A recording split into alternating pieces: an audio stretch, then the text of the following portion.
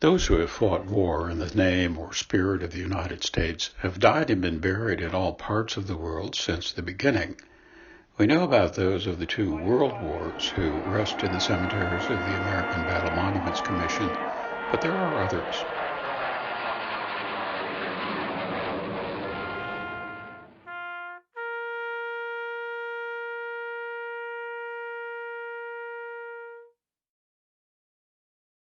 The United States undertook its first acts of self-defense in international waters against the pirates of the Mediterranean Sea in the First Barbary War of 1801-1805. The bodies of the first named American naval heroes were left behind, and the 14 sailors of the USS Intrepid are still buried in Tripoli in known and speculated upon locations. Their commander was Lieutenant Richard Summers of Summers Point, New Jersey, which still seeks his return to its soil. It might have occurred in a window of opportunity that opened up with the normalization of relations that began in 2006.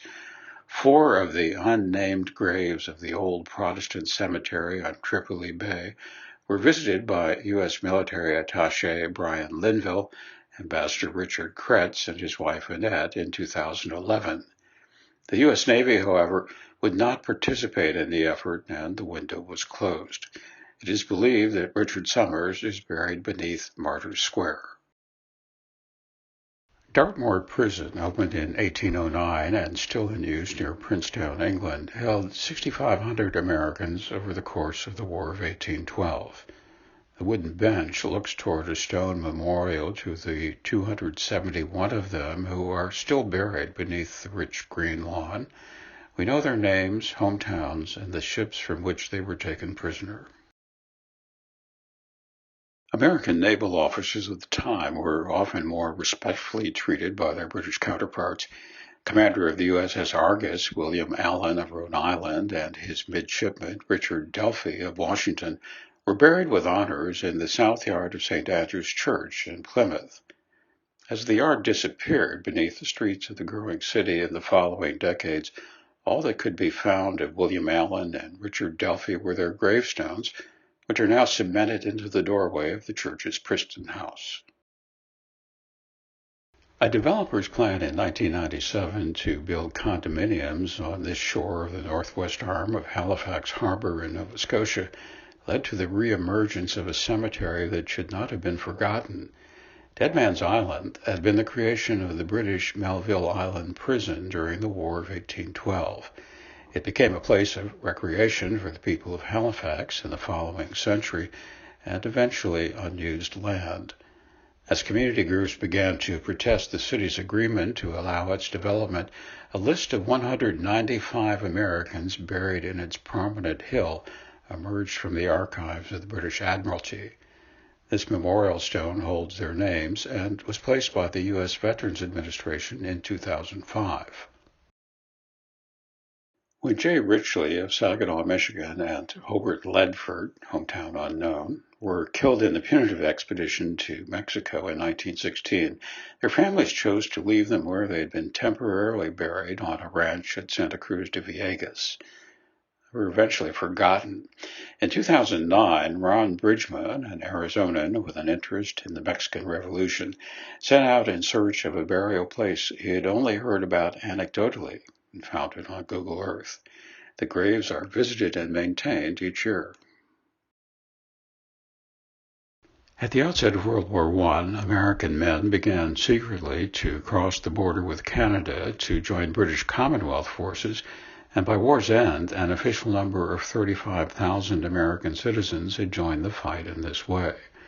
Post-war, they would be deemed to share legal standing with their American forces' fellow soldiers and eligible for burial in American war cemeteries. Approximately 2,700 American and American-related, however, had already been buried in the cemeteries of the Commonwealth War Graves Commission in 27 countries worldwide. Their gravestones would denote them as citizens of the Commonwealth, with no mention of their American origins. This Commonwealth cemetery at Bucoy Road on Faucheux, Pas-de-Calais, France, holds 1,901 burials and memorials, including the remains of 29 Americans and American-related under Commonwealth markers. One of those who went to war for Canada was James Frederick Kennedy of Princeton, West Virginia. Like many, he had set out from home in search of work and ended up in Detroit, where he was induced to cross the river to Windsor. There in 1916, he was enlisted into the Canadian Expeditionary Force and died as a member of the Royal Canadian Regiment in the 1917 Battle of Vimy Ridge. His temporary burial was lost in subsequent fighting, and his name would be placed on the Wall of the Missing on the Vimy Ridge Memorial in France. Soon thereafter, his mother in America received a form letter from the Canadian Minister of Militia and Defense assuring her that he had rendered the highest services of a worthy citizen.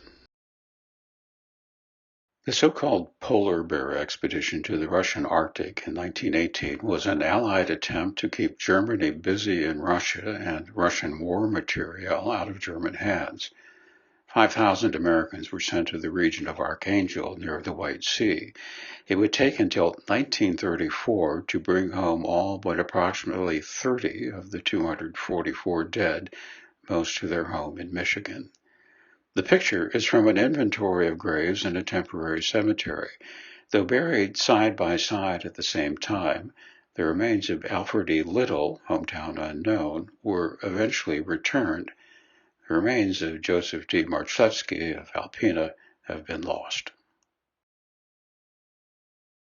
The Brookwood Cemetery is through a doorway, 40 miles from London on a route past Wimbledon and Woking of the Southwestern Railroad. Within its 500 acres, it holds a Commonwealth War Graves Commission cemetery for each World War and an American Battle Monuments Commission cemetery for World War I. At the edge of a wood and far from the American burial grounds, another group of Americans rest beneath markers that often denote them as Canadian or British. As in World War I, Americans began to enter World War II through Canada and England long before their own country. Many went into the Royal and Royal Canadian Air Forces, and a number of them are buried at Brookwood under Commonwealth markers that may not denote them as American. Pilot Officer Roger Hall Atkinson left family in Chicago. Pilot Officer Hugh Harrison McCall was born in Hennepin County, Minnesota in 1917 and grew up in South Pasadena, California. A member of the 133rd Eagle Squadron of American flyers, his airplane was struck from the sky by bad weather over the Isle of Man in October 1941. Pilot Officer Walter Gordon Suarez was from San Francisco, and Pilot Officer William Richard Driver, denoted as from USA, was a native of Tennessee. Pilot Colonel Thomas J.J. Christian was the great-grandson of Confederate General Stonewall Jackson. In August 1944, he crashed in the course of a mission over Arras, France, and witnesses saw his body placed in a German truck and driven away. He's listed on a tablet of the missing at the Ardennes American Cemetery in Belgium. One of the witnesses became obsessed with what she had seen, and in the 1990s, her grandson began an investigation that would lead to a conclusion by the Commonwealth War Graves Commission that though Christian had been an American flyer, he was probably buried somewhere in their cemetery at Faubourg-Damiens. The gravestone was struck in 1995 and placed against a cemetery wall. Christian remains on a tablet of the missing in Belgium. When an American B-17 fell out of a web of Luftwaffe crossfire and into a farm field in Opanion, the Netherlands, near Utrecht, the townspeople fought valiantly to pull 8 crew members from the burning wreckage. They were not able to succeed and asked their German occupiers to be allowed to bury them in the cemetery of the village's 17th century church. And there they remain, visited each Dutch Remembrance Day, as they were in 2020, by a group of Dutch, Americans, and the American ambassador in The Hague. Many Allied flyers shot down over Europe in World War II were sequestered by resistance groups and moved into human chains that would return them to England. In the last months of the war, some would instead choose to remain where they fell and join the resistance effort. When John McCormick's plane fell into a farm field near Zoetermeer, the Netherlands, in February 1945, the radio man from Scranton, Pennsylvania, opted to offer his skills to the resistance and was killed by a German sniper 2 months later. Against the advice of American Graves Registration, McCormick's father acceded to the request of the people of Zoetermeer to bury him in the courtyard of their Dutch Reformed Church, which they did in ceremony on October 31st, 1945. He is still the center of attention in each year's May 4th celebration of Dutch Remembrance Day. When Staff Sergeant Gerald Sorensen of Pocatello, Idaho, jumped from his faltering B-17 to Giebec, Belgium, he was sequestered by the Belgian resistance in the home of the Abeels family in the Brussels suburb of Ganchoren. He immediately formed a brother's relationship with Roger Abeels and Roger's younger sister, Janine. As members of the secret army, Sorensen and Roger Abeels were killed by a hand grenade as the Germans retreated across Belgium in September 1945. Temporarily for Sorensen, they were buried side by side in the communal cemetery in Ganchoren, but the developing relationship between the Idaho and Belgian families led to a decision to leave them together. On the American Memorial Day weekend in 2009, their little sister Janine visited their common grave in an annual ceremony. Okay, it'll go down now. It'll bring it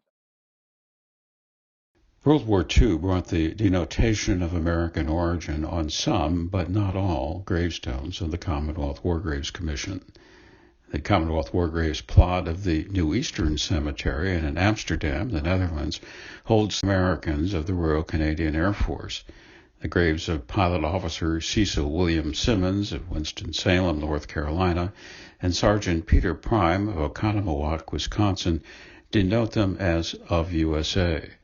The markers for Pilot Officer R.L. Hage of Great Falls, Montana, and Flight Sergeant Howard Edward Johnson of Clawson, Michigan, do not. The World War I grave of James Peake stands alone and away from the more than 10,000 burials and name memorials in the Leijensluck CWC cemetery just west of Ypres, Belgium. Peake was a universal military man of his time.